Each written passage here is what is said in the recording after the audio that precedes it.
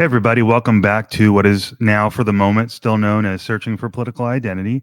I'm Brian Escow, and as always, very pleased to be with you. Thank you so much for being here. I've got a great conversation to play for you today that I just had with Caryn Ann Harlos, who is the secretary for the National Libertarian Party, third largest political party in America. And if you're a regular listener of this show, you're aware that a year ago, well, even more than that, I started to discover libertarianism when I started to really explore my political identity. And actually, several years ago, I interviewed Angela McArdle, who went on to become the chair of the National Libertarian Party. And she seems to be embroiled in some potential controversy now, so which we alluded to in this conversation, but we really thought it was better to leave it alone because I'm not really interested in people's personal issues anyway. But that was interesting for my introduction to really be with Angela, who became the highest ranking party member, right, that you can be. And then you may know that I hosted 4 prominent presidential candidates last year: Chase Oliver, Lars Mapstead, Dr. Rechtenwald, and Mike Termott. So this wasn't my first go around in terms of asking someone to explain libertarianism to me, but this was possibly the best of them all. So we did cover what is libertarianism, what are the arguments for it, what are the responses to some of the strongest criticisms of it, and I got her thoughts on key players and issues that have been causing division within the Libertarian Party, because there has been some division with how to approach Trump and how to approach politics in general. Do you support the other side if they can deliver some actionable wins for you, or do you want to stand on principle and say, no, if you're a part of the party, you have to support only the Libertarian Party? So that's kind of the dynamic going on. But I just want to ask you to like, comment, and share this if you enjoy it. And keep in mind that you can find all my other podcast episodes in my highlights tab or through the link in my bio. So thank you again, Caryn Ann. This was incredible. And I think there's a tremendous amount of value for anyone who's not familiar with the Libertarian Party. I think you're about to get a real trove of insights. And there was a lot for me to reflect on. So I am just so happy to deliver this conversation to you. Enjoy it. Let me know what you think, and I'll see you guys next week. Take care. Hello and welcome, Caryn Ann Harlos. Thank you so much for being here. And thank you for having me. We've been discussing a bit on Twitter, so I'm excited to talk to you in person. Yeah, absolutely. There's a lot to talk about, I think. This is like a busy time for the Liberty. Is there a lot of buzzing activity, more than usual, in the Libertarian Party? Am I right? Yes, there is, and some of it's unfortunate, but the future looks really bright. Okay, super. So a lot to get to. But first, let me find out a little bit about you. What is your relationship to the Libertarian Party? You're deep in politics. How did that come to be? Okay, so first of all, I'm the national secretary. So like there is the RNC and the DNC, there's also the LNC, which is the Libertarian National Committee. So I've been the LNC secretary. I'm on my 4th term. And before that, I was a regional representative. So I'm going on nearly 10 years on the LNC. And now I forgot your question. So how did it get started? Yeah, how did you Oh, get so yeah, how did you get there? How did you become so interested in the party to commit yourself to these roles? yeah. And here's what's funny. Before I got involved with the LP, I wasn't particularly political. And in fact, I was so not particularly political. If you asked me how Congress worked and what the difference was between the House of Representatives and the Senate, I couldn't tell you. I didn't everything I knew about politics came from Schoolhouse Rock, which is probably more than, most legislatures today, but I come from a very devout fundamentalist Christian background and used to own a Christian debate forum. So I've always kind of been into debate. And I was debating with some fellow Christians who were extolling the virtues of hostile architecture, such as putting those spikes under the overpasses so that homeless people couldn't sleep there. And I actually was really quite shocked, that there wasn't more compassion. And when I was expressing, that I didn't think that was such a great idea, they called me a liberal. And in the circles I ran in, which was very fundamentalist, being called a liberal, you might as well have been called Satan incarnate. Right. So I, you know, just wanted to get out of this conversation. And I blurted out that no, I'm much more of a libertarian. And then I realized I didn't even know what that word meant. And I already had an unfortunate incident in Christian circles of using a word I didn't know really what it meant. It turned out to be pornographic. So I did not want that to repeat itself. So I went online, looked it up, went to the LP website, read the platform. Well, partially read it. I didn't get more than a few paragraphs in when it was like another come to Jesus moment. Next browser tab I opened up was the Colorado Division of Elections, changed my voter registration on the spot. This was over a lunch break. My husband comes home and I'm like, Wayne, I changed my voter registration. And he's like, to what? You don't even vote. Right. And that was the beginning of the end. Who would have known that little conversation? But I was so inspired by the platform. I had never read anything that like put into words what I thought so beautifully that I just dove in. Yeah, that's fascinating. I have questions about all that. Really interesting. But yeah, it's such an attractive philosophy, set of principles. It really is. There's a lot of really good things there. So we can get into all of that. But wow. So do you remember who the candidate was at the time?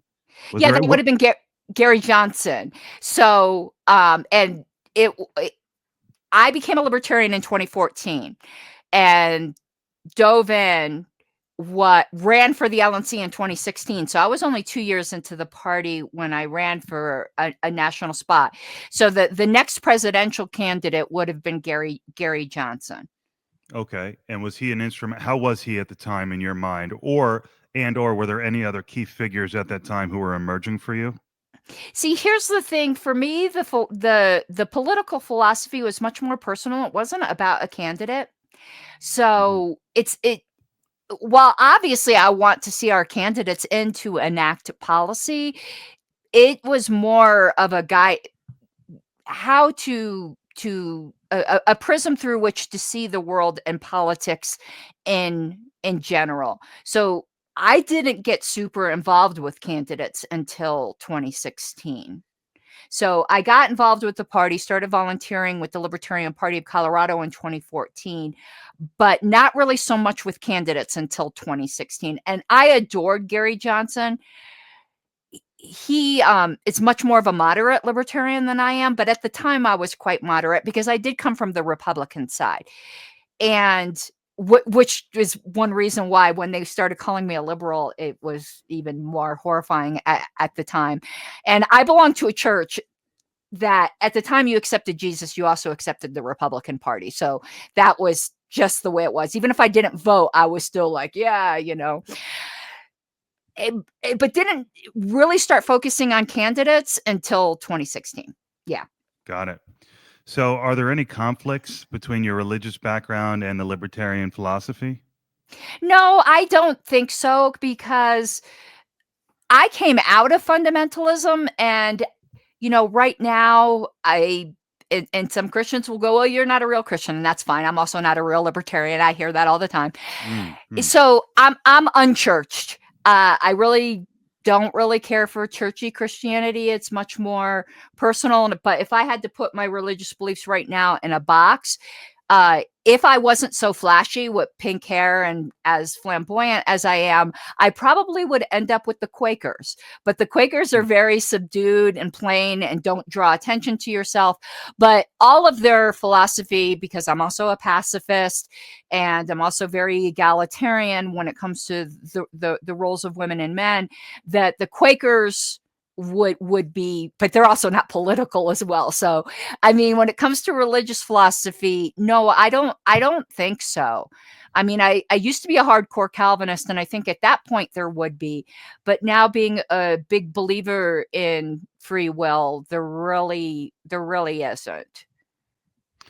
Okay, so a lot to unpack there, and I'm sorry. no.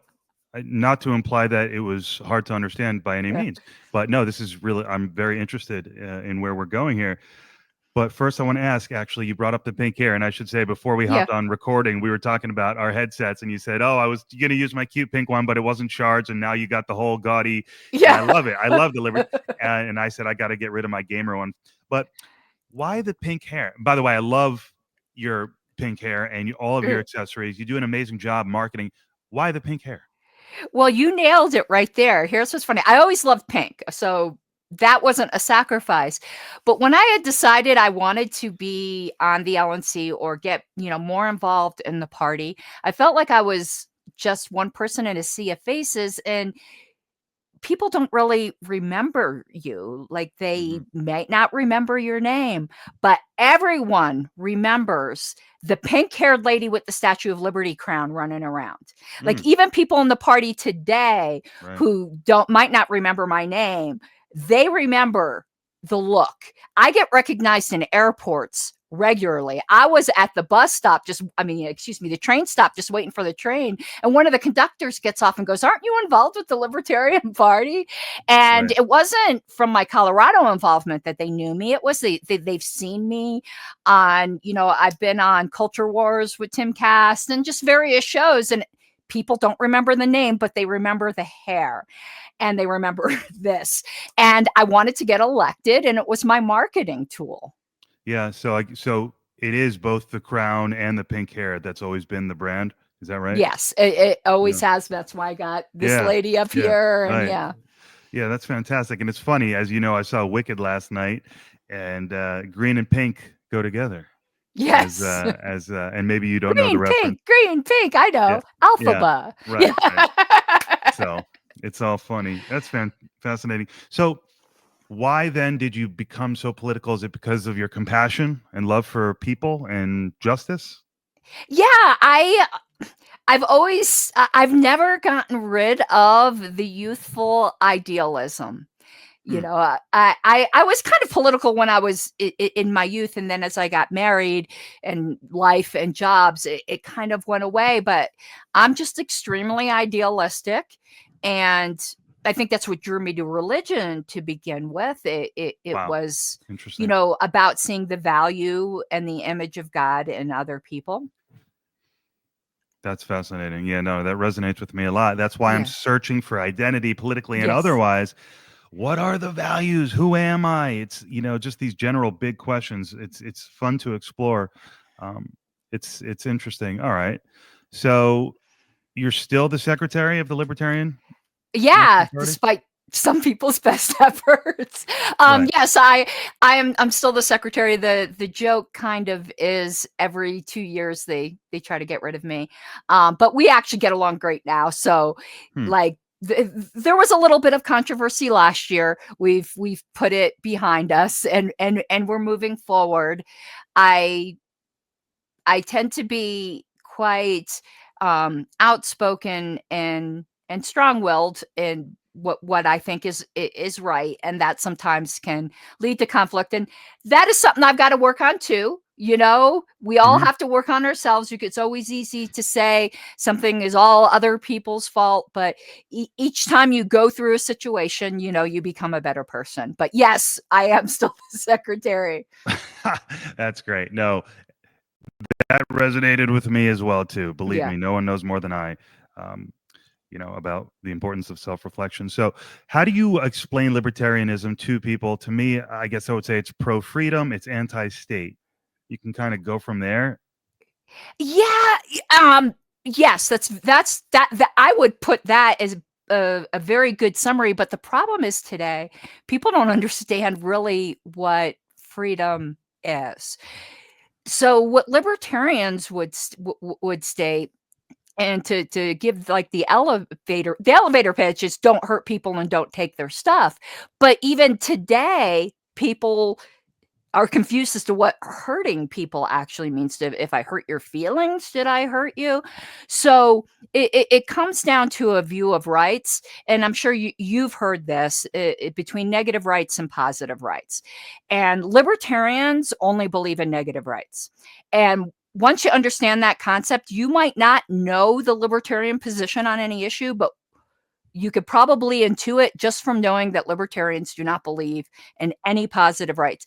And when I say that, you can voluntarily take on a positive obligation, but there's nothing inherently, there are no inherent positive rights. So for your listenership, a negative right means it's a right you have that doesn't require anyone to do anything for you in order to fulfill that right. So for instance, you have a negative right to life.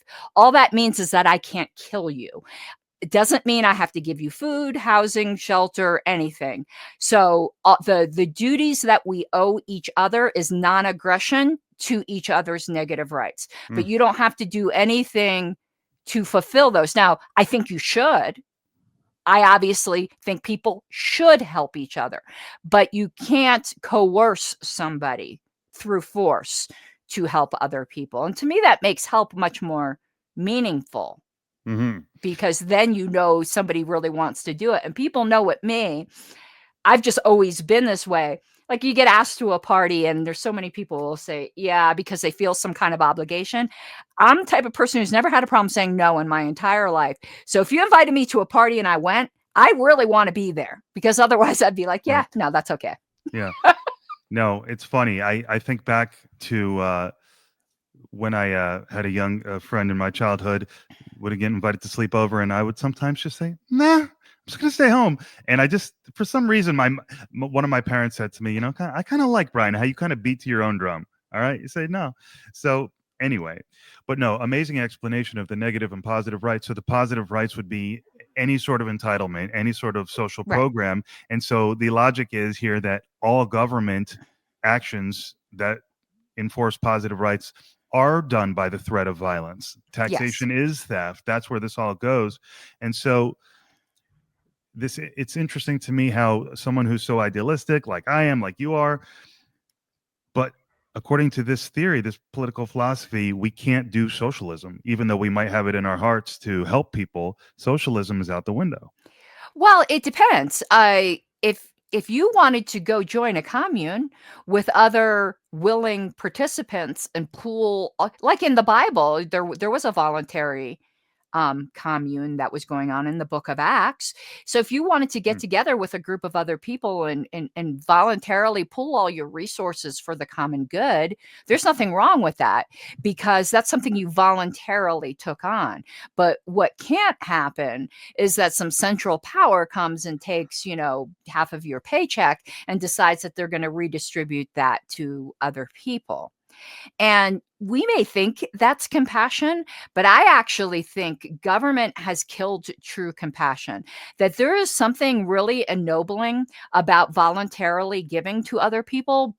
And I think everyone agrees on that, but I think they forget the other end. I've been the recipient of voluntary charity.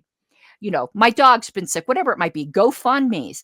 And there is something very humanizing about the connection that happens between the giver and the receiver, and then the receiver and the giver. So like in the Bible story where he says, am I my brother's keeper? It is so easy to say today, to walk by somebody who's struggling, because you're thinking, isn't there a government shelter they can go to? Isn't there some government program that can help them? Well, if those things weren't there, people would more start to think about their neighbors. How can we as a neighborhood help this person? How can we as a church group help this person? How is we as a civic group can help this person? Right now, it's all turned over to faceless government, who doesn't do well at it, for one thing. And I think it turns us into more terrible people, but we get to pretend like we're righteous, because we vote to take money from everybody else to help, and it takes the responsibility off of us and onto the faceless government. And that isn't where it should be. It should be us making human connections. And people go, well, won't people fall through the cracks? Yeah, they will. And they are now too. So when people come at libertarians, they expect perfection. They go, yeah, but this bad thing will happen. I go, that bad thing's happening already. So once we all agree that perfection's not on the table, it just isn't. Bad things are going to happen. What is the most just way that doesn't violate the rights of other people? Yeah. The actual rights of other people. Right. No, it's so interesting. This idea of the government being the intermediary, causing the distance between the actors. That's why people on the conservative side too say that government is kind of anti-family, right? Anti-human. There is an argument Mhm. there. I know it's a little extreme, maybe, but it's kind of relevant to what you're saying. I don't think it's extreme. Right. I think it's spot on. And what we're seeing right now, and we saw it with Biden, and now we're just seeing the almost complete opposite on some things with Trump. And there's a show I did on the analogy of Chekhov's gun, which being a theater person, I'm sure you're familiar with. It's basically, what's the principles? You don't introduce a gun in the first scene that you don't intend to use by the third scene, or I probably Oh. have that all messed up, but you get the idea. And government forces Chekhov's gun. So we did not like, or some people did not like. When I say we, I just mean we, the American people. It doesn't mean me or you or whatever. There's always a we. Didn't like some of the things that Biden was imposing by force. So then the other side goes, well, I'm going to pick that gun up and I'm going to use that gun against the other people that I don't like. And after however many years we have of this very conservative agenda, the progressives are going to get the gun back and we're just going to go whiplash. And my idea is, why don't we just destroy that gun and we enter into the voluntary arrangements and communities that we want? For instance, the hot button issue is, right now, men and women's sports. And to me, that completely ignores what caused all of that, and it is the government funding of these programs to begin with. And if everything was truly voluntary, there would be groups of people who want to support institutions in which it's strictly based on biology. And then there will be other groups of people that are like, no, I don't have a problem with trans people and women's sports. And people will then support what they want and let the market decide what is going to be successful. So when people ask me, well, where do you stand on that? I go, I stand on getting government out of it entirely and let people work it out for themselves. Fantastic. Amazing. Yeah, and like I said, I mean, what's not to like about the Libertarian Party? I mean, I'm really yet to really find anything.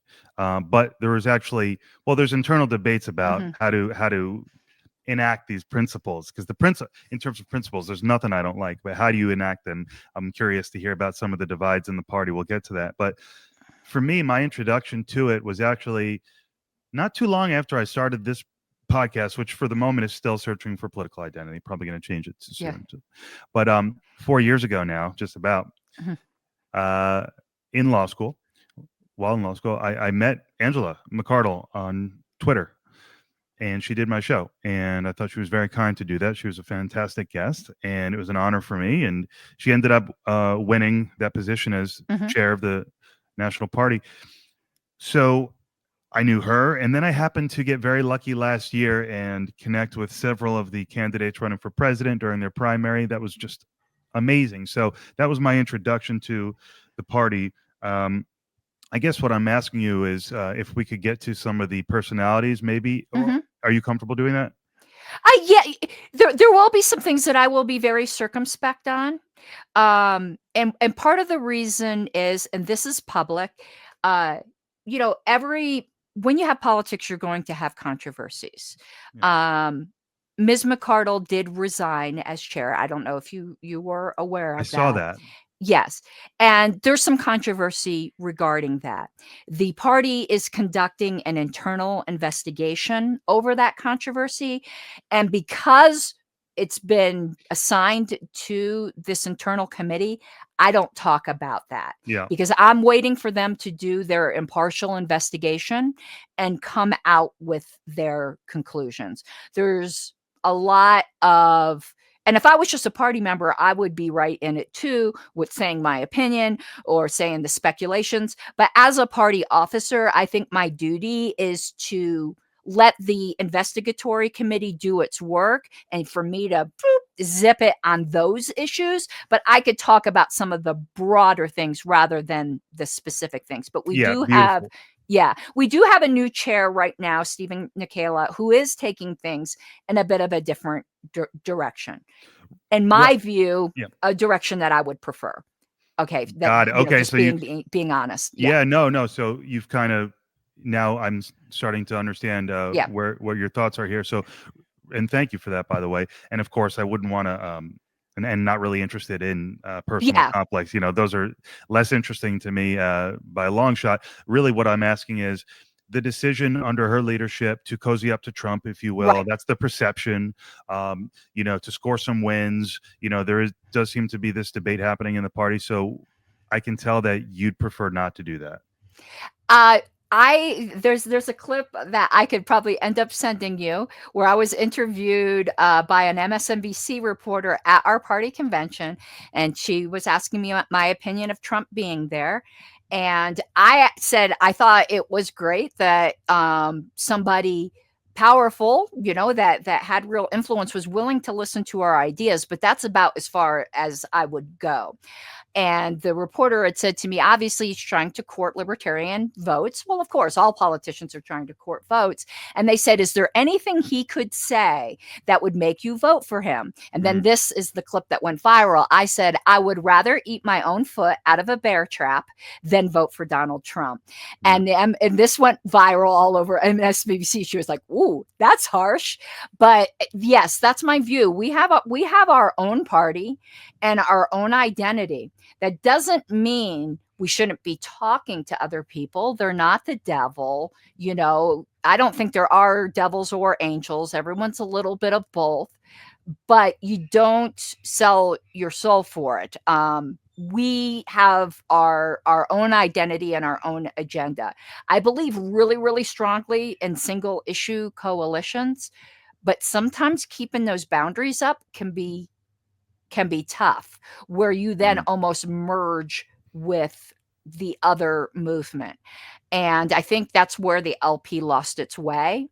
I had no problem with, being kind to Trump to try to get Ross Ulbricht free or to get some other concessions, but in no way do we throw the party apparatus behind him. And I believe to some extent that is what happened. And that, in my opinion, is against our bylaws and against what we are formed for. Now, but speaking of single issue coalitions, there was an anti-war rally the year and a half before, and I was marching right next to, Captain Communist. And I'm not saying, I'm saying that somewhat facetiously, but this dude was literally dressed in this like red bodysuit with hammers and sickles all over it. So when I say Captain Communist, it's really not that much of an exaggeration. And we agreed on anti-war, and that's all we had to agree on. I wasn't about to go to his, whatever communists do and merge our identities. But I will walk side by side with Captain Communist for anti-war. And I will say Trump did a very good thing in freeing Ross Ulbricht. But that doesn't mean that the Libertarian Party doesn't have its own separate identity, as you would say, and its own separate agenda. Yeah, that's interesting. The choice the Libertarian voters and members had to make in this election between supporting their party or supporting someone who was going to win and actually secure wins, and then the line that people in the party and the party itself has to toe as well. It's just pretty interesting. Well, and there's a big difference between your average member and party leadership. Party leadership needs to support the party. And if they are going to vote for somebody else, they need to keep their mouth shut about it. I know that might sound terrible, like coming from a libertarian, but this is a voluntary role. If I didn't feel in my conscience that I could do that, I should resign. I also think there's a lot in libertarianism that should place a high value on honor. I know I place a very high value on honor. And the honorable thing to do, if you find yourself in a position of trust and privilege, and you can't fulfill that trust and privilege, you resign. That is and there's no shame in resigning. Actually, again, that's the honorable thing to do. So at convention, though my mind has since changed. But I'll be very honest, at convention, the person who was nominated as our candidate wasn't my choice. And he would have told you, I didn't vote for you as secretary. So at the time, the feeling was mutual. But this is the process that we voluntarily entered into. And it was my job as national secretary to support our nominated candidate. Now, over time, as I got to know him and see his character, my support then was very, very genuine. And I did proudly vote for Chase Oliver. But at convention, when it came to the final round, I was a none of the above. I did not but the decision was made, and I honored that decision. And, at the time, I wasn't entirely happy about it. But as time went on and I saw his character, the way he handled himself with grace under fire, with some just really nasty attacks. Not everybody who didn't like Chase didn't like him because he was gay, but there was. People will deny it as they can deny it all they want. I saw it in real time. They were saying he wants to trans the kids. They didn't really. I don't agree with Chase's position on that, but I do think his position was not correctly represented.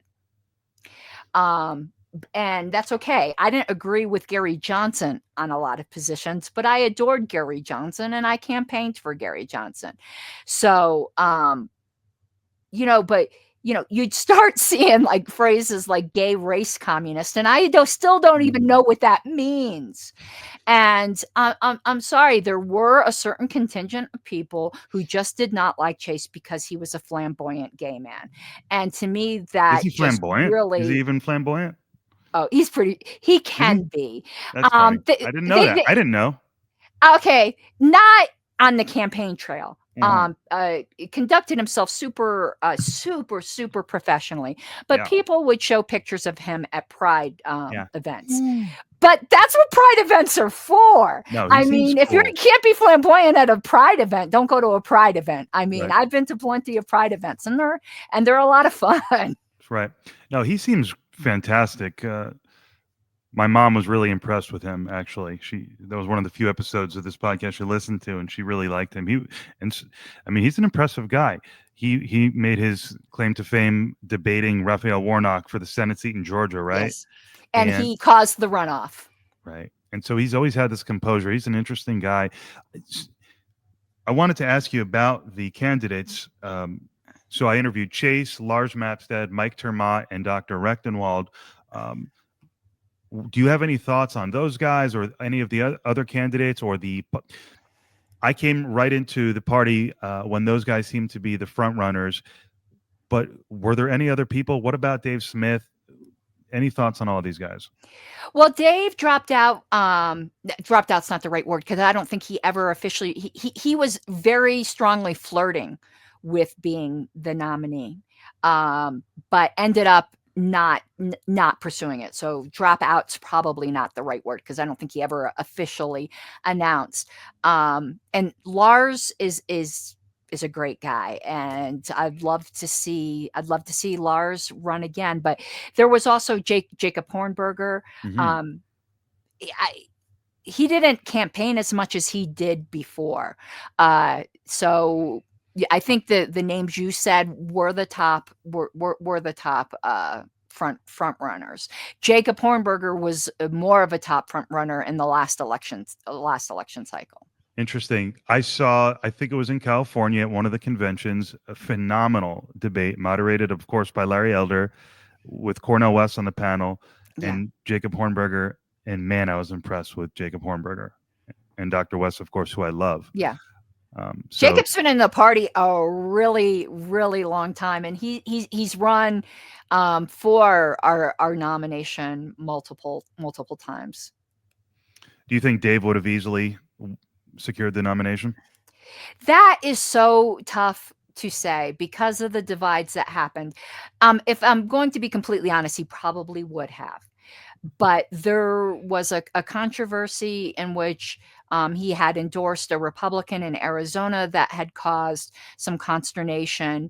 And again, the divide in the party between people who thought we were cozying up way too much with the right. Mm-hmm. Now, here's the thing. I've now been in 10 years. It feels both like 100 years and 10 days. But when I first got into the party, the concern was we were going too far left. And now people think there was an overcorrection. The way I see our current direction with our current chair is getting back to plumb line libertarianism. And that's a tough thing to maintain. It really is, because personally, as I said, libertarianism is actually there's a big debate between thick libertarianism and thin libertarianism. And it isn't talking about body mass. It's about what things are essential to libertarianism. And the party itself, if you read the platform, it's very thin. So you could personally be socially conservative. You could personally be very socially liberal. And the party shouldn't be taking stands necessarily on those things or favoring one more than the other. And that can be a very, very difficult tightrope. So a lot of people felt we were focusing way too much on socially conservative issues, whereas maybe 8 years ago we were focusing too much on socially liberal issues. And really the goal should just be stating what a libertarian position is on it as far as the force of government. Because as a political philosophy, libertarianism is just about force. It isn't a complete moral system. It's a subset of a moral system. And if you don't bring your own morality on top of it, you're going to be an incomplete person. You just can't want to force that additional morality that you put on top of it onto other people. Right. So there's this divide, which is, yes, what do we do with ourselves? We know we're libertarians, but we're not going to elect the next president of the United States. Okay. That seems to be the vibe I'm getting. It doesn't seem realistic right now. Whatever it is, maybe you guys get 5% of the vote. So what do we do with ourselves? Do we go ahead and do that and gain nothing, or do we throw our weight behind people and try to get concessions? Is that the divide? That is more of a rather than a how do I even put this? It's procedure's not the word. Tactical.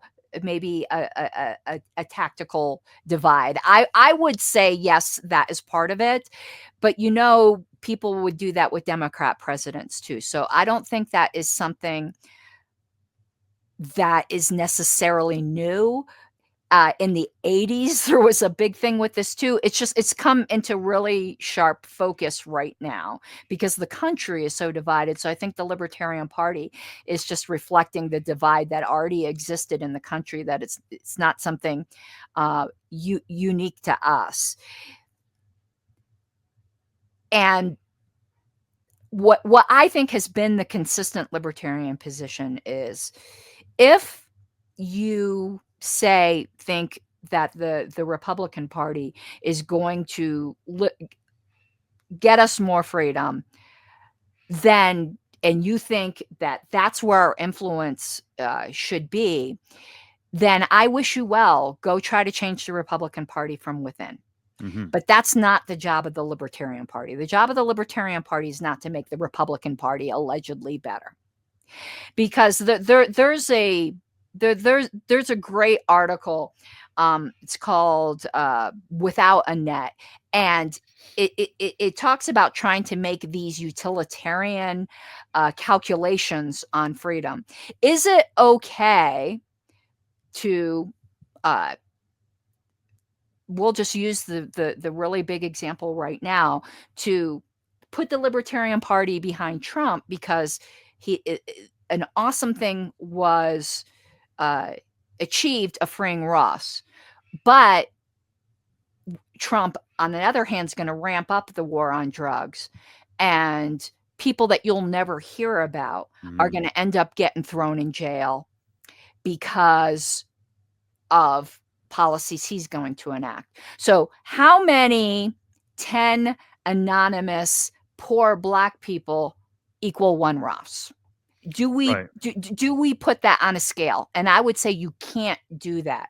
We can applaud what he does, but we don't throw our weight behind it because we know that you can't calculate net aggression on a scale, that we have no right to bargain away other people's freedoms for something that we just think is more valuable. We or one person, some people might think are more valuable and another might not. So the way we use our influence is, in my opinion, is to applaud the good things that are done, but we still have to push against the bad ones. And if people aren't willing to do that, that's okay. Go try to change the Democrat Party from within. Go try to change the Republican Party from within. But libertarianism is about a radical overhaul. And when you say, like, oh, you're not going to win the presidency tomorrow, and that's true. However, if you could tell even by, like, looking at the history of our country. I know people, there's the argument between Fabianism, the small steps, you'll eventually get there, or upheaval. It might be the way it is. I firmly believe that libertarianism is the next step in human political evolution. And when it happens, it's going to happen suddenly and very fast. It's not going to happen through these baby steps. We might be able to educate people through them, and that's wonderful because you're going to need the social change first. Politics is a lagging indicator of social change that has already happened, because politicians do this. They see which way the wind is blowing. So you got to blow the wind first. It probably sounded really disgusting, but so Let's all blow a little wind. We should all. yes. So I see our job as I've often said we're a social movement disguised as a political party. So we're out changing hearts and minds, and I am grateful for the little freedoms that we can achieve. But we got to remember that behind that is politicians who have no issue using the force of government to get their way, and that's just completely antithetical to libertarianism. So no, I don't believe in voting for the lesser evil or any of that. I believe in shooting for what your actual goal is. Yeah. Now, the other thing I wanted to say about not winning the presidency or whatever tomorrow, rather than focusing on using the two statist parties to enact change, I think we need to step back a little bit and go, why can't any third party win tomorrow? Never mind the Libertarian Party. And it's because our voting system is fundamentally flawed. And we have far less representative, if we're going to have government. I happen to be a libertarian anarchist, by the way, but I know that's not going to happen tomorrow. So, I'm dealing with what we have right now, and how can it be better? If we had proportional representation, if we had different voting systems that weren't first past the post, where most people, well, I'm not going to say most people don't vote, but a big percentage of our population doesn't even vote.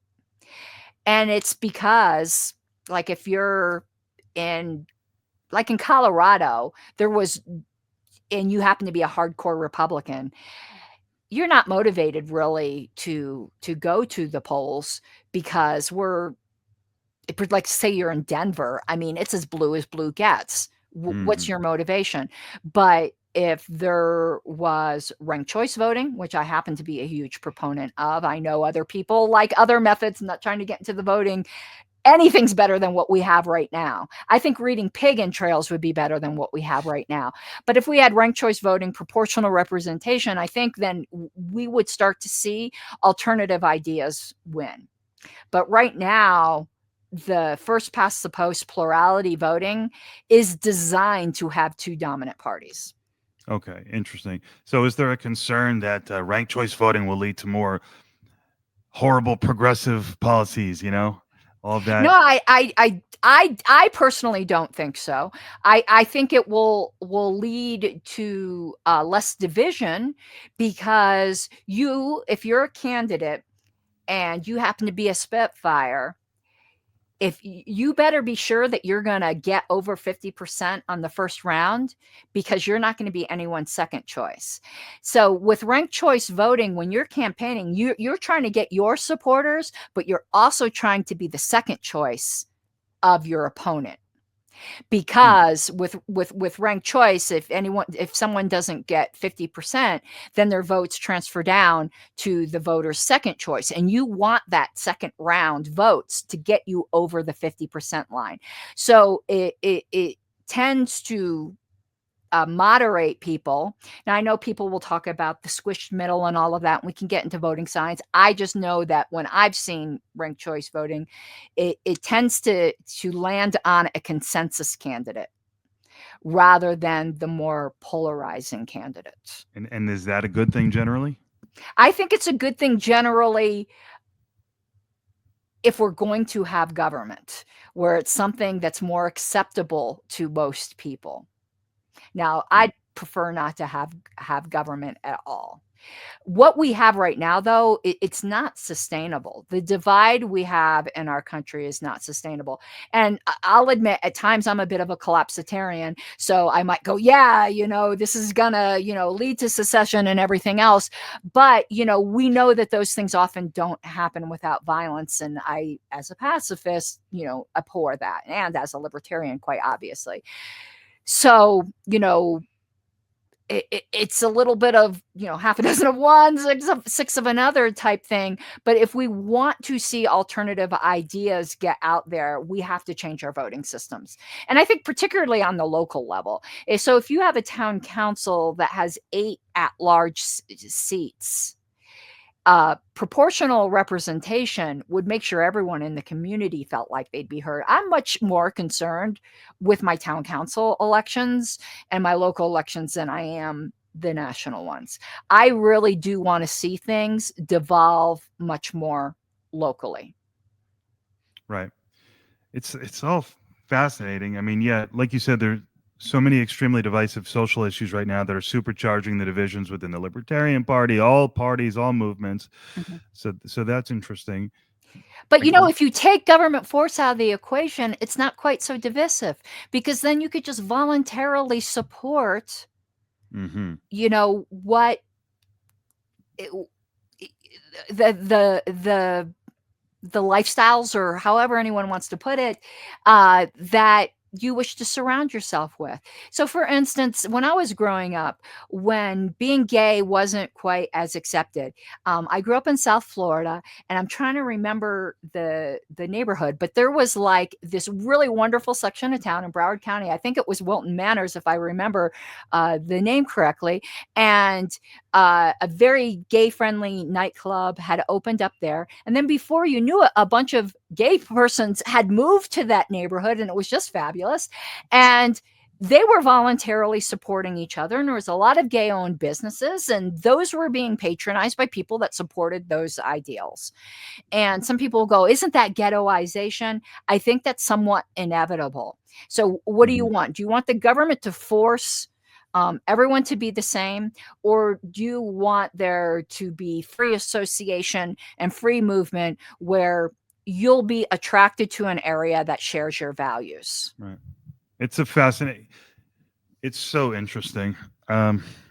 This concept of the government just fucking things up, even with the best intentions. Yeah. Hey, we have so serious civil rights problems, so let's do this integration, or let's put the weight of ourselves behind these social movements. Let's force things, and it just screws everything up, is what you're saying. Yeah. Well, the joke is, at least like when it comes to marriage, where, the meme is, hey, honey, we got this great thing going. You want to know what would make it even better? Let's put the government in it, Right.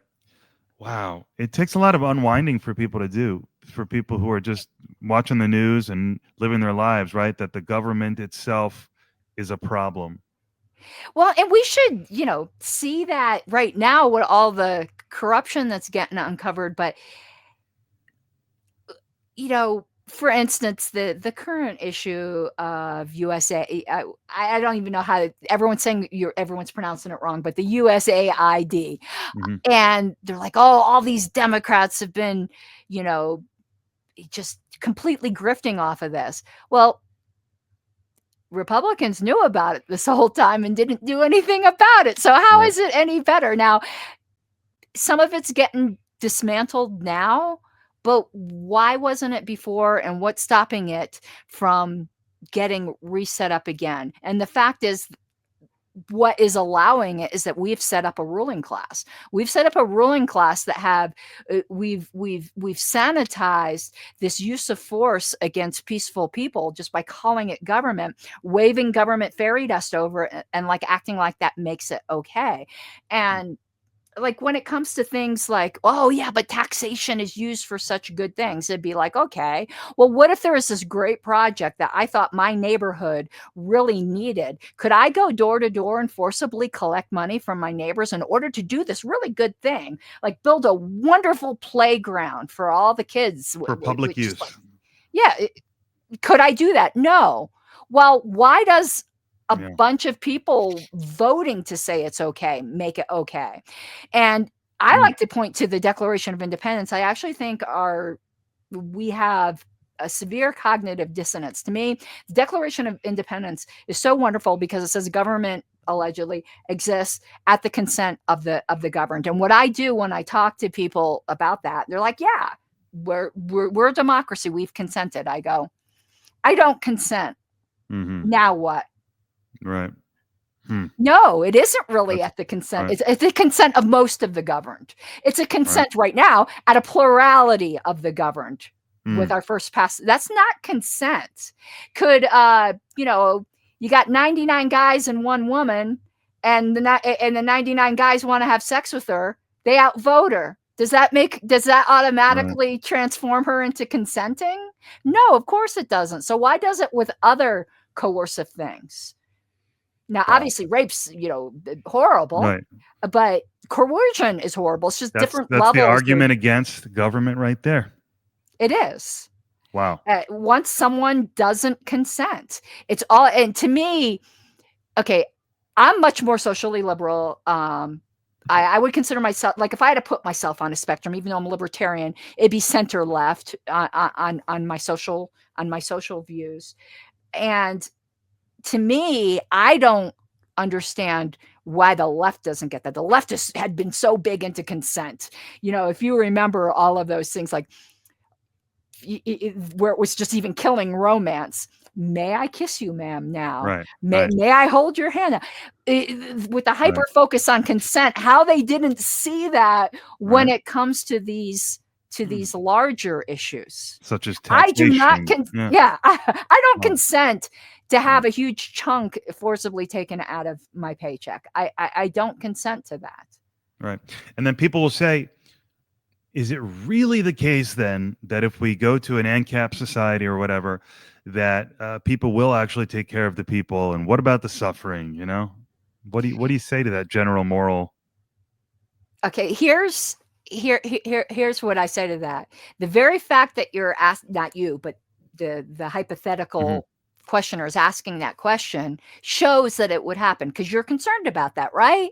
Are you better than everybody else? Or do you think everyone probably has that same concern, except for the psychopaths? Now, instead of just, in libertarianism, the psychopaths won't help other people. But now we just put the psychopaths in government. You're going to have the psychopaths anyway. But the very fact that people ask that question shows that they do care and that they will find a way. There's this talk I give at LP conventions called The Humanitarian Responsibility of Freedom. And I always started out going, what's the first question a statist asks you when you introduce them to libertarianism? Do you know I'm wondering if you know as a non-libertarian. Yeah, sure. What about my roads? Exactly. But who will build the roads? Right. Do you think people really care that much about roads? I think that's a stand-in. Roads are important, right? Roads are but very I important. live in my homeowners association. We own these roads. The government didn't build them. Right. I think, but who will build the roads is a stand-in. And I think it's a stand-in for a question that is, who will keep grandmothers from starving to death on the streets? That's really what they're asking. And they don't know they're asking that because there's going to be roads because we all need them. And Right. I think it goes even deeper than that. It's not Mhm. who will keep grandmas from starving on the street, but why would anyone keep grandmas from Hmm. starving on the street? We all know we'd have roads. Why? Because we all need them. But what's the motivation to care about someone else's grandmother? But the fact that we would even ask that shows right there that we care. And I Right. think libertarians make a big mistake when we mock people that ask that question because I don't think that's what they're really asking. And if you understand what you're really asking, you could see like what a jerk you sound like when you laugh at them. Mhm. What they're really asking is who's going to take care of the vulnerable. And Right. I think that Mm. because we don't address that head on, it's one reason why the libertarian movement doesn't have more vulnerable people in it because they wonder what will happen. They sometimes libertarianism is Mm. presented like, nature red in tooth and claw, and it's Yes. not. We need to Yes. present the more compassionate version of it. Um, not the brutalist version of it. And Yeah. certainly there will be, let's say we lived in Libertopia right now. Would there be jerks that would never help anybody? Would there be bigots that wouldn't allow certain people in their businesses? Yes, there would be. And we have awful things that happen today now too. Mhm.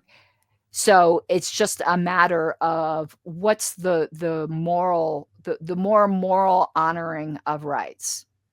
Right. And I don't know about you, I'd rather the bigots be out in the open so I'd know to avoid them because it's not like all of these laws have kept people from being terrible people. They just learn how to hide it better. Or they, as I said, they get into government where, they can use the force of government to hide how terrible that they are. Right.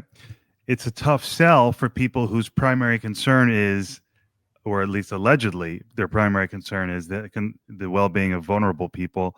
To say that dismantling social programs would actually lead to better outcomes, it's a tough sell, but you make a very good argument, and so it's an important one. Yeah. And I'm also not a utilitarian. So I do think it will lead to better outcomes, but that's never my argument. My argument, it's the more uh way it's the only system that honors everybody's rights Right. and then honors human free will and human dignity and starts to restore actual social fabric rather than us feeling, I mean, we're I know I oftentimes feel like we're just pawns on a chessboard by being maneuvered around by the elite rather than getting to live full, authentically human lives. Hmm. It's interesting. Where does a true libertarian, and I think, it seems to me you are one. So it's like, where does the emphasis go? But of course, there's concern about other people's, vulnerable people's well-beings and people who can't take care of Mhm. themselves. But there's also, maybe even primarily, a concern about how about the perfectly healthy Joe or Jane who's Mhm. totally self-sufficient? You can't diminish their rights. You can't diminish their Right. integrity. They matter too, just as much. It's very interesting because people think, oh, well, the rich, they don't need all their money or this and that. But you're saying, look, if you're rich, you have rights as well. Yeah, you can't people like to focus on something like the rich. What's that short story? And I did a video about it when back when Biden was running the first time with Kamala, but it's Harry Bergeron or something like that, Hmm. where it was this mythical society where everyone was equal. So if you were more beautiful, they did something to your face or Right. whatever to make you everyone was equally ugly. I don't know the word, but nobody, like, if you were too fit, like, weights were put on your ankles, so that you couldn't run faster than everyone else. So everyone was equally unhappy. So there is always going to be disparities, and we tend to focus so much on money, but there is such a thing as pretty privilege. There is such a thing as athletic privilege. Everyone has different privileges, and that is just part of Life. reality. And you can't revolt against reality. Reality will come smacking itself in your face. And the fact is, a lot of the extreme wealth that exists right now, the wealth disparities, it's because of perverse incentives of government. Why do you think it's the biggest, wealthiest companies that end up being in favor of more regulations? It's because they're trying to price out young, scrappy startups to make the price of entry into the market higher. Right. Yeah, the argument again that the government is not only inefficient, not only anti-human and destroying the social fabric, but also distorting the market Yes. for big players, Yeah. to the benefit of big players. It was something I saw on Twitter the other day. I refuse to call it X, by the way, if you're wondering. I'm not being boomer. I just can't stand. I am not indulging Elon's X fetish. I just think that's the dumbest name ever. I just like Twitter. Twitter's fun. I still say Twitter. I still say not Twitter for the same and reason, tweet. but just because it's so much easier to say. Yeah. So somebody had said, don't blame capitalism for the problems we have now, because we don't have capitalism. It's this weird oligarchical crony system that we have right now. And somebody really got onto that, Elon's all excited with Doge and all of that. And someone said, cutting government entitlements and spending includes SpaceX, right? Right. Uh-oh. Yeah. It's really interesting. Wow. Where was I going to go from there? Oh, yeah. So do you have any thoughts about the Department of Education? I mean, I can surmise where you might go, but do you have anything to say about that? Oh, well, that needs to go. Got it. Perfect. Okay. Afuera. So, okay. Next question. Perfect. That was amazing. We could just do quick hits. Now, Project Decentralized Revolution. I've seen you tweet about that. That seems to be a big project. What is that? That is what we were talking about before. Is libertarians can and do win, and it's at the local level. And if you do believe that the higher levels move with the undertow of what happens more locally and organically, that's the way to move the national conversation, is to start the change locally. So it is to focus more on local issues, on single issue coalitions, and winning some local races. Now, that doesn't mean we don't run a presidential candidate or we don't run the higher races, but the goals of those are different. They are to bring people into the philosophy, but also what a lot of people don't know. And when I learned it, I got so mad that I didn't know this, and I know the average person doesn't know this. We like when you're a little kid, you could grow up one day to be president. Our system is so rigged. It is not even funny. The Libertarian Party, for instance, we're the nation's third largest political party. But every 4 years, every election cycle, we have to spend, if I had to guess or give an average ballpark, just to get on the ballot. Now, you would think getting on the ballot, I mean, we want people to have a choice, right? We have to spend, even though we've ran a presidential candidate for 50 years and we're the third largest party, we have to fight every 4 years just to have our candidate on the ballot, and spend about $500,000 every 4 years just to get on the ballot. And you want to take the example of someone like Larry Sharpe, who he met all of the ridiculous goals that the state of New York put, and he allegedly earned us ballot access for 4 years. And you want to know what the government of New York's like? Can't have that. So they went and changed the law after the fact and took his ballot access away, or the party's ballot access away. Every time we meet their unreasonable goals, they go, it's like Lucy with the football. She yanks it out from Charlie Brown. And then you have people like, crap, I wish I could remember this guy's name in Texas, who actually tweeted out, I'm not giving money to the Republican Party again because they failed in their mission to keep the Libertarians off the ballot. And it's not just the Republicans, the Democrats do it in blue areas too. But the two parties constantly conspire to keep us off the ballot. If the Libertarian Party was going to get behind anything with a Democrat or Republican president, it should be to extract from them ballot reform, ballot access reform, so that alternative voices people go, well, you can't win, or I didn't see your candidate on the ballot, so you guys must suck. No, it's the laws that suck. Now, in Colorado, we're really fortunate. We have really good ballot access laws here, but big money's coming into Colorado to change that. And they do it under the guise of voting reform, but all it ends up doing is squeezing out minority voices. So I don't know if you know what a jungle primary is. If you ever hear of that coming to your state, like, kill it with fire.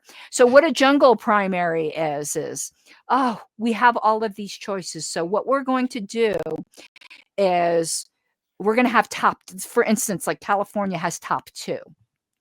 So in these more local races, you could have multiple Democrats, multiple Republicans, multiple Libertarians. They all run in a jungle primary, and whoever emerges as the top 2 is who advances on to the general. It could be 2 Democrats. Right. If you're in a blue area, it will be. If you're in a red area, it will be 2 Republicans. Right.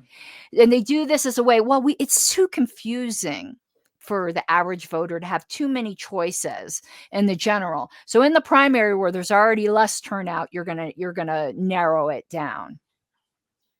Right. And some states now have gone to like top 4 to try to give it more the illusion of more choice. But why not just let everybody compete? And you add in either proportional representation or ranked choice, and that makes it easier to handle a wide diversity of candidates. But the ballot access hurdles that we face are ridiculous. And that's one reason why we have to run certain races. Like, some people are like, why did you bother running a governor candidate in this particular state? Why? Because the ballot access law in that state says in order to be able to keep a spot in the ballot, you have to earn at least 2% in a statewide race. So it's got to be Secretary of State or governor or one of those offices that's a statewide race. So they wonder why we run candidates and expend resources there. It's because it's what's being forced upon us. The ballot censorship that is just endemic in this country is completely invisible, unknown to your average voter. They do not know that their choices have already been artificially winnowed out before they even get to the ballot box. They don't get to choose. The government, the 2 entrenched parties have chosen for them that you have to pick Coke or Pepsi. Right. If you like RC Cola, sucks to be you. Yeah, no, it's powerfully presented, and I know that's what Lars made his whole thing about, was the unrig. And so I've heard from several people that if someone could fix one issue with the wand, it would be ballot access, the head of the snake. Yeah. So I'm going to ask you with our final question, if you could conceive of any critiques of libertarianism, maybe if you could steel man 1 or 2. And I think the main one on my mind is that, if you take the government out of the equation and deregulate everything, greed will run wild and corporations will, take advantage of people and so forth. But the counter argument I know is that the government creates these unholy alliances with the corporations and actually is that problem. So anything else beyond that, or do you want to expand on that at all? I would a little bit. I mean, isn't that happening now? Right. Like, I love when people say, if you get rid of government, then people will get together and reform government. Okay. So government is bad. So we can't get rid of it because then people will just recreate it. And I like what Murray Rothbard said about it. Well, then at least we will have had a little break. I mean, Wow. it's just this weird circular argument. It's like people are bad. So Right. it's that circle I'm sure you see. Right. People are bad, therefore we need government made up of people who are bad, therefore we Right. need government. Right. And it's just this endless circle. If people are that bad, why is it such a good idea to let's just concentrate power in a bunch of these bad people rather than diffusing it out? But this is something, and this is where my more left-leaning will show up. I don't believe corporations are libertarian. In Libertopia, I don't actually think there would be corporations. They're a creature of the state with limited liability. Yeah. And you won't have giant mega corporations if they don't have these privileges and immunities that are granted to them by the state. I think there will be a natural limit in the absence of a state as to how big something could get. Wow. Because the bigness is being propped up by the government to begin with. Fascinating. Yeah, really. It's so interesting. When you take away the state, you take away the corporation. Does that mean you take away the corruption? It's really interesting. Yeah. Well, I think in a lot of ways you will, but again, perfection isn't on the table. Right. And we have to, accept that.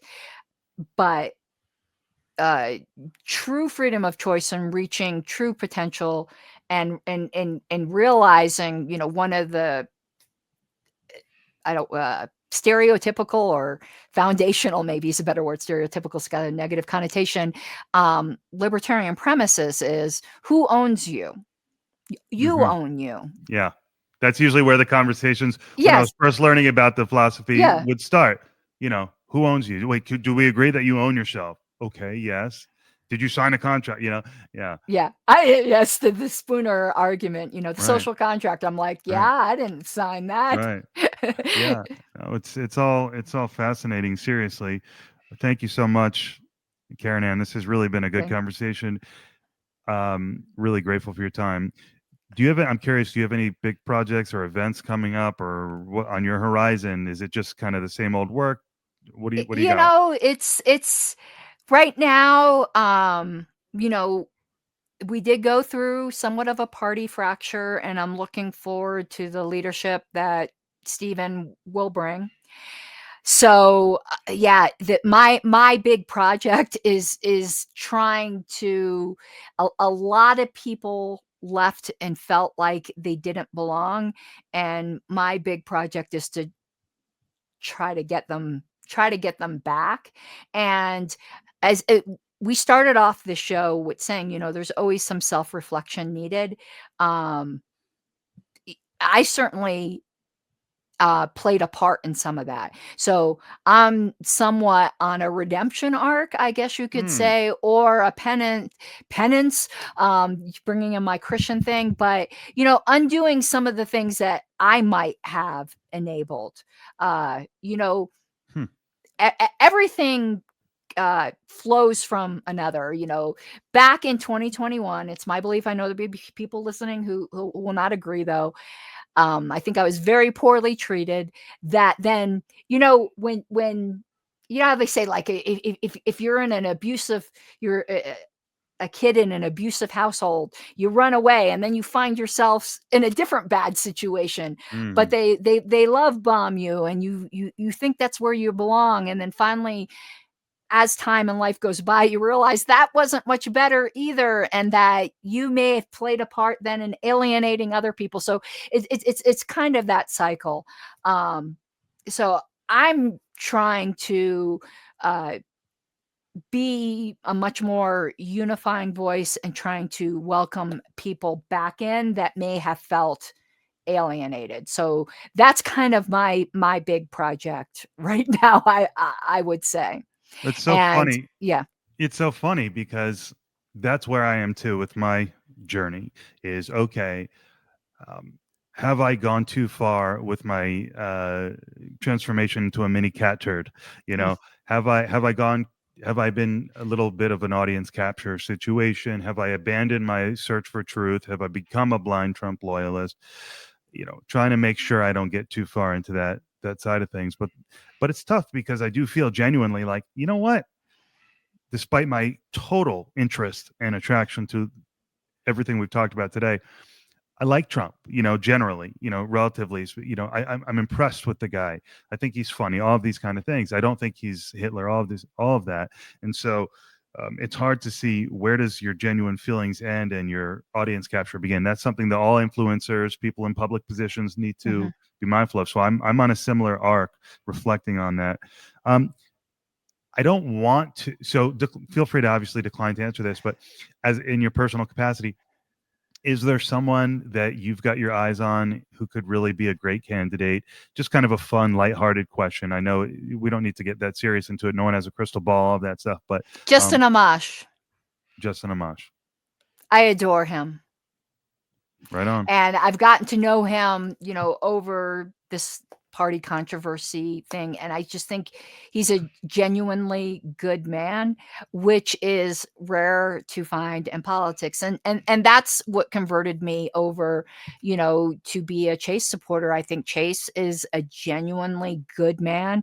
And that's also what attracted me to Gary Johnson, even though we didn't agree on so many policy positions. He was also, I believe, a genuinely good man. And Joe, I don't know. I guess maybe that's why I like our presidential candidates. Joe Jorgensen, I think, was a genuinely good woman, and genuinely good people are so hard to find in politics. Right. And the belief that we can, I guess, the progressive belief, not to do too much more caricaturization. That's a mouthful. Because I want to get away from that. But so many people on the left would have this faith that we could just get the right people in, then things will change. So, and their right people though aren't the right people for others, and that's part of the problem. Here's the fact. I mean, not to leave on a depressing note, but I tend to think we are in late stage empire, and you know, like when the banking crisis happened, it was, they're too big to fail. I actually think in the system we have now, without some kind of overhaul, or even, you know, downsizing, I guess, is we're too big not to fail. There is just too many differences of culture and beliefs to try to pretend like we are one, you know, homogeneous unit.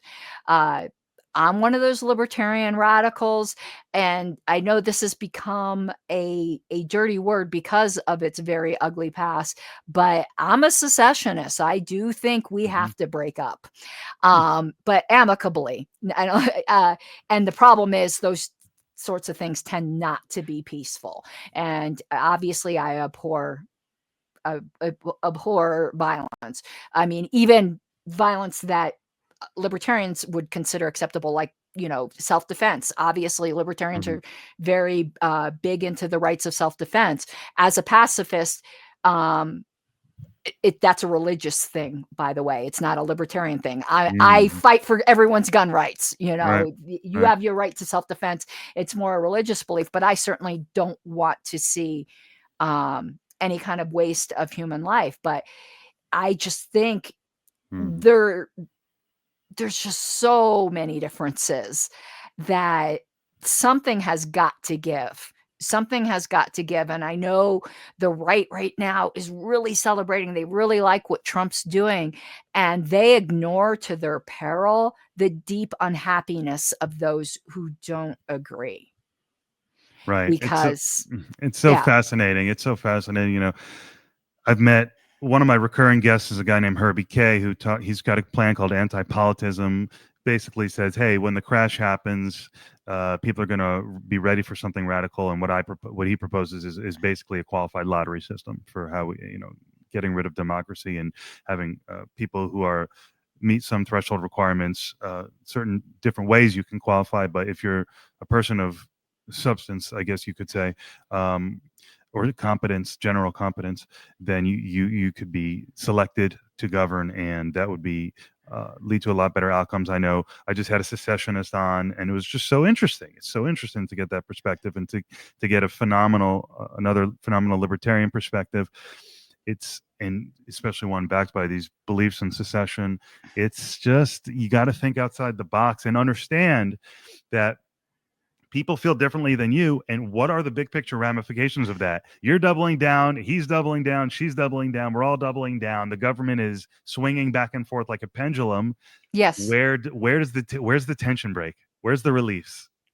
Yeah, and I really fear that the bottled up tension, and I see, and I get it. It's such a human, natural thing to do when if you feel like your point of view's been beat down for the past 4 years, that when you're on the ascendancy, you're like, yeah, we're gonna own the libs.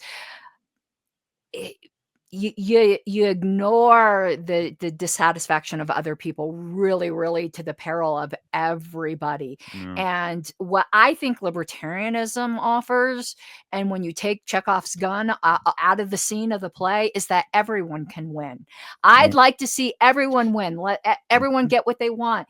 If the commies want to go form their little commune, let them do it. And the free love people who want to have their big polyamorous orgy, I actually think that most of people would gravitate towards, I don't want to call traditional roles, but more traditional, it's not the right word, but traditional roles, because without the government, but people tend to think when you say traditional, that whole like trad the woman's wife making thing. the sandwiches or something. That's, but I mean, just more average, everyday, whatever. You're gonna have the people who are going to gravitate to certain extremes, and let them do that. Most people are going to be quite boring. They just want to watch their movies, go see their sports, raise their kids, and live a good life. I think that's your average person, and that's what most people will gravitate to. But the minute you put the allure of power on that, I'm going to be I have this conviction, and I'm going to be able to force it on everybody else. Like even like Vivek Ramaswamy, who had just said, let's bring back, every day in school, you have to say Pledge of Allegiance and this and that. And then other people were jumping in. Well, what about prayer? And then before you know it, it's what about this? And why don't we have Bible class? Whereas in another part of the country, why don't we have a Quran class?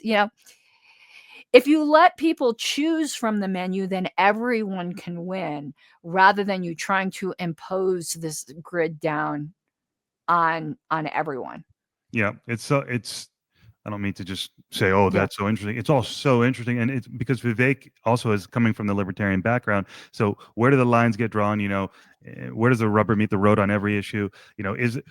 If you have only a menu with items on it, do you then not have a menu? Do you not have a structure? So where is that balance between having all this freedom of choice and all of that, but also having some basic unifying structure?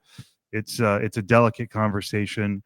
It's a great one, and this has been a really good one. Any final thoughts? I had one other thing. Okay, you probably saw my tweet, and here's where I think a lot of people are getting confused. I actually have a show on my channel that shows how Vivek Ramaswamy doesn't really come from I know he says he comes from a libertarian background. Right. I pick apart an interview he had with Ben Shapiro, and I'm just like, no. Here's the thing. If people look at outcomes and say that this is a libertarian outcome, and the example I gave on my page is, say a bunch of bigots got together because they don't like gay people getting married. So they take over a legislature and they get the government out of issuing marriage licenses, not because they don't think the government should be involved in marriage, but because they want to keep gay people from getting married. Now, on the outside, wow, government marriage just got eliminated. That looks like a libertarian outcome. And it is a libertarian outcome, but the impetus for it was not a libertarian impetus. It wasn't grounded in libertarian principles. And so some of the things that Trump might do or Vivek might say, certainly the outcomes are libertarian. But what was the reason for it? What was the grounding for it? And if it wasn't a libertarian grounding, then those same motivations could easily lead to authoritarian outcomes. And I think that's where people are getting confused. I'll certainly like him releasing Ross was a libertarian outcome. I don't think the motivation for it was a libertarian motivation. It was, well, he served enough time. I don't think he should have served any time. Right. Yeah. That's a whole nother thing. With Ross, when I looked, I go, well, but that's the thing. He broke the law, right? But should the law have been the law? That's another question. And was his sentence over the top? It seems like it definitely was. So I can agree that, and then I'm not super well researched into his case, but it seems like the sentence was excessive. I think we can all agree on that. Well, yeah, certainly. But I don't think I think the law was unjust to begin with, Right. So again, I'm so grateful he's released. I know his mother, but to think that Trump did that for any kind of libertarian motivation, I think would be gravely mistaken. So you can still applaud the result and realize that the impetus that led to that is the same though mindset that leads to, well, we're going to crack down on certain drug offenses in other areas. So that's what you got to look at. People are big picture. People are tribalistic, and the government is an enhancer to that tribalism. And so if you just let it happen, better outcomes. It's a better intent. It's a better action, and it's a better outcome. So yes, let's leave it there. Do you have anything you want to plug? Well, okay. I'm, I am chronically online. So obviously I have a Twitter, which is at Caryn Ann Harlos, which is my name. But also have my a YouTube, multiple YouTube channels. So Pink Flame of Liberty is my libertarian commentary show. I tend to pick apart Matt Walsh a lot. I don't know why I got a Matt Walsh fetish, I guess, that I do a lot of commentary on him. But I also have non-political stuff. So my lost calling is history. So I do a show called Jurassic Dictionary where I look at old, dying, obsolete words. It's 10 minutes or under. It's fun. And there's like words I'm trying to bring back that really fit into the Twitterverse. But also I know I don't look the part. I'm a registered parliamentarian, which means that I'm an expert on Robert's Rules of Order, or experts. I'm flattering myself with that. I'm getting to that point, but I'm certified in it. So I'm better than your average bear. And so I do a show called The Pink Parliamentarian, where if you go to town council meetings or you're involved in boards of directors on your church or other organizations, and you want to know how to know the rules and have better meetings, I do 10 minutes and under quick tips there as well. Amazing.